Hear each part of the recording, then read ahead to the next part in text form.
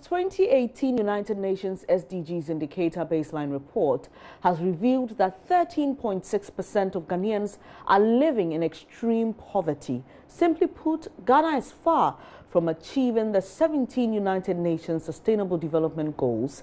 Acting Director General of the National Development Planning Commission, Dr. Grisby Diako, says the situation is worrying. She was addressing participants at a workshop to discuss the findings of the 2018 United Nations SDGs Indicator Baseline Report. Charity Patel's report read to you.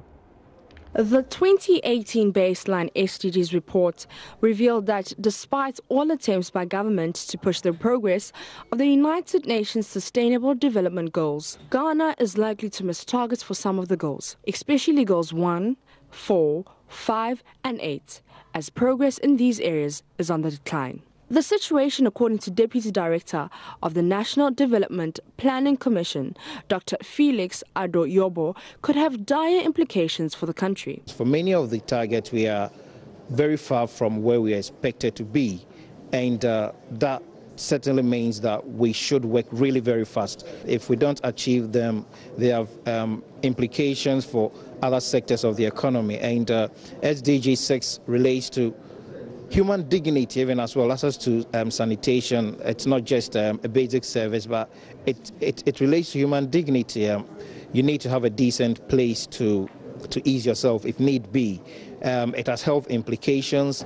The report also revealed that government will have to take pragmatic steps in addressing youth unemployment, as over 14% of the youth in Ghana are unemployed, far from the 0% target of SDG Goal 8, which seeks to promote sustainable and inclusive economic growth. Researcher and advisory board chair of the Alliance for Reproductive Health Rights, Dr. Esther Ofe Abwaje, discussed the report. We need to look at intergenerational poverty, so that poor people giving birth to poor children who grow up into poor adults and in turn have poor children. We need to break intergenerational poverty. We need to look at child poverty, where children are suffering from deprivation, so that they are not capacitated to, spring up for themselves. There's work to be done, in relation to employment and decent work, especially youth employment, the quality of employment, not just any old jobs, but jobs that will sustain them, build capacity, create innovation, create a groundswell. And we need to be able to think outside the box to help our people get employment so that their livelihoods will spring up. Majority Leader in Parliament, Oseiche Mensi-Bonsu, believes the country could meet the SDG targets if relevant policies and laws are formulated and implemented to end corruption. Sustainable development can only be achieved if we cut out waste and frontally confront and combat corruption. This cannot be done with the current state of affairs, where the high attrition in Parliament is poking off in harsh tones.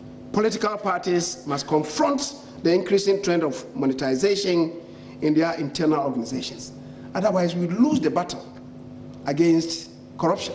Parliament has a critical role to play through its traditional roles of power of the purse. Findings of the SDG baseline report revealed the disparities in the access to quality basic services based on sex, age and location. Charity Patel's report for JoyNews.